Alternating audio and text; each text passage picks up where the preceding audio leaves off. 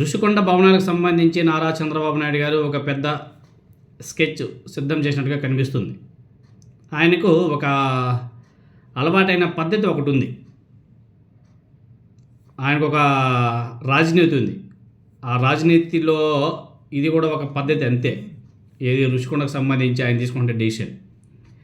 ఆయన వ్యక్తిత్వం ఎలా ఉంటుందంటే, ఏదైనా ఒక కీలకమైనటువంటి లేకపోతే వివాదాస్పదమైనటువంటి వ్యవహారం తెర మీదకి వచ్చినప్పుడు తన చేతికి మట్టి అంటకుండా తాను అనుకున్న దానిని పరిష్కరించేందుకు ఆయన దగ్గర ఒక రెడీమేడ్ పద్ధతిని కూడా రెడీ చేసి పెట్టుకుంటాడు. ఆయన ఆ అంశం గురించి తన సహచరులందరి అభిప్రాయాలను సేకరిస్తాడు. లేకపోతే ప్రజాభిప్రాయం అని చెప్పేసి ఒక పద్ధతి తీసుకొస్తాడు. ప్రజాభిప్రాయాన్ని తెలుసుకుందామని చెప్పేసి పిలుపునిస్తాడు. ఆ రకంగా సహచరులు చెప్పే అభిప్రాయాలు కానీ ప్రజలు చెప్పే అభిప్రాయాలు కానీ అవేవి కూడా బహిరంగ విషయాలు కావు, బహిరంగ పరచలు. ఎవరు ఏం చెప్పారో ఎవరికీ తెలియదు. ఒక్క నారా చంద్రబాబు నాయుడు గారికి మాత్రమే తెలుస్తుంది. తీరా చంద్రబాబు నాయుడు గారు ఏం చేయాలనుకున్నాడో, చేయదలుచుకుంటున్నాడు, ఆ విషయాన్ని బయటపెట్టి అందరూ కూడా ఇదే కోరుకుంటున్నారని చెప్పేసి ప్రకటించి అక్కడితో ఆ వ్యవహారాన్ని ముగించేస్తారు. వాళ్ళ అభిప్రాయాలు వీళ్ళ అభిప్రాయాలు అని చెప్పేసి ఏదో చెప్తాడు, అక్కడ ఏం ఉండదు.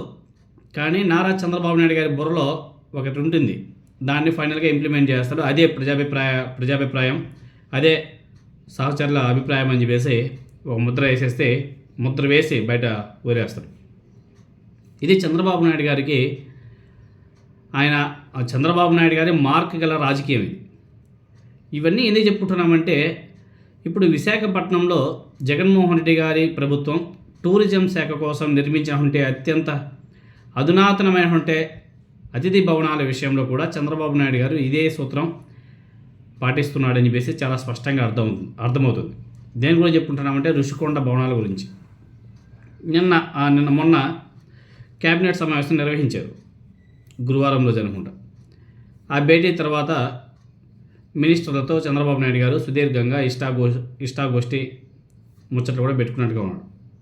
జగన్మోహన్ రెడ్డి గారి ప్రభుత్వం విశాఖపట్నం ఋషికొండలో నిర్మించినటువంటి టూరిజం అతిథి భవనాలు ఎందుకు పనికి రాకుండా వృధాగా మారాయని చెప్పేసి ఆయన తీర్మానించాడు.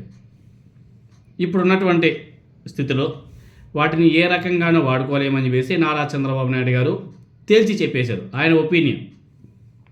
జగన్మోహన్ రెడ్డి గారు నివాసం కోసం కట్టుకున్నటువంటి భవనాలు అని చెప్పేసి ఆధారాలు లేని నిందలు వేయడం తర్వాత వాటిని టూరిజం ఆధ్వర్యంలో ఏ ప్రయోజనాల కోసం నిర్మించామని చెప్పేసి జగన్మోహన్ రెడ్డి గారి ప్రభుత్వం అధికారికంగా ప్రకటించినదో అదే అవసరాలకు ఈ కూటమి ప్రభుత్వం వినియోగిస్తే బాగుండేది కదా, అంతే కదా. ఆయన జగన్మోహన్ రెడ్డి గారు ఒక దృక్పథంతో దీంతో దాన్ని నిర్మించాడు. మరి ఆయన ఏ దృక్పథంతో అయితే నిర్మించాడో దాన్నే వీళ్ళు ఆ అవసరాలకే వినియోగిస్తే చాలా బాగుండేది కదా.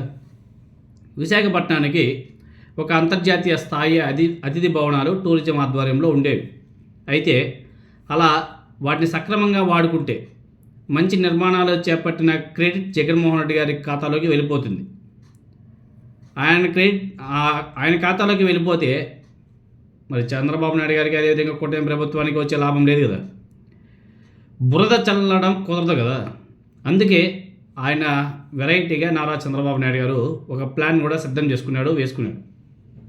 మంత్రులందరినీ ఋషికొండ భవనాలను సందర్శించాలని చెప్పేసి పురమాయించాడు. ఆ తర్వాత వాటిని ఏ రకంగా వాడుకోవచ్చునో ప్రతిపాదనలతో రావాలని చెప్పేసి మంత్రులకు సూచించాడు. పవన్ కళ్యాణ్ అదేవిధంగా పయ్యావుల కేశవ్ లాంటి వ్యక్తులు వాళ్ళు కూడా కొన్ని మంచి అభిప్రాయాలు ఇచ్చారంట. కానీ వాటి నారా చంద్రబాబు నాయుడు గారు తీసి పక్కన పెట్టాడు. ఎందుకంటే నారా చంద్రబాబు నాయుడు గారి దగ్గర ఆల్రెడీ ప్లాన్ సిద్ధం చేసుకున్నాడు మెంటల్గా.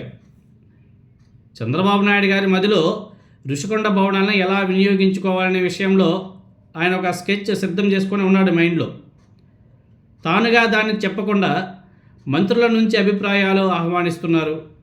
ఆయనకు అలవాటైన పద్ధతి ప్రకారం ఎవరు ఏం చెప్పారో ఎవరికి ఏమీ తెలియదు కాబట్టి ఫైనల్గా తాను చేయదలుచుకున్నటువంటి పనిని ఆయన చేసేసి ఆ కార్యాన్ని చక్కబెట్టేస్తారు అనేసి చాలామంది అనుకుంటున్నారు.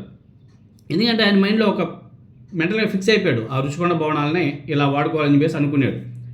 తన అభిప్రాయాన్ని తానే వ్యక్తపరిస్తే, అదేవిధంగా ఇంప్లిమెంట్ చేస్తే అది బాగుండదు.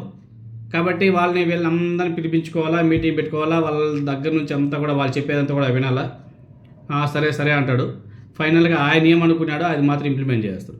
ఫైనల్గా ఏమంటాడు, అందరి అభిప్రాయం సేకరించాం, ఇదే ప్రజాభిప్రాయం, ఇదే మంత్రుల అభిప్రాయం, ఇదే ప్రజాభిప్రాయం అని చెప్పేసి ముద్ర వేసేస్తారు, వదిలేస్తారు మార్కెట్లో. ఇది రుషికొండ భవనాల మీద జరుగుతున్నటువంటి నాటకీయ రాజకీయం. వీటన్నిటిని కూడా ప్రజలు గమనించాలి. జగన్మోహన్ రెడ్డి గారు తన వ్యక్తిత్వం తన సొంతం కోసం, తన సొంత లాభం కోసం ఆయన ఇప్పుడు కానీ ఆ రుషికొండ భవనాలు కట్టలేదు. ఆయన కొంచెం అడ్వాన్స్గా ఆలోచన చేసి, అడ్వాన్స్గా థింక్ చేసి ఆయన అక్కడ భవనాలు కూడా కట్టడం జరిగింది.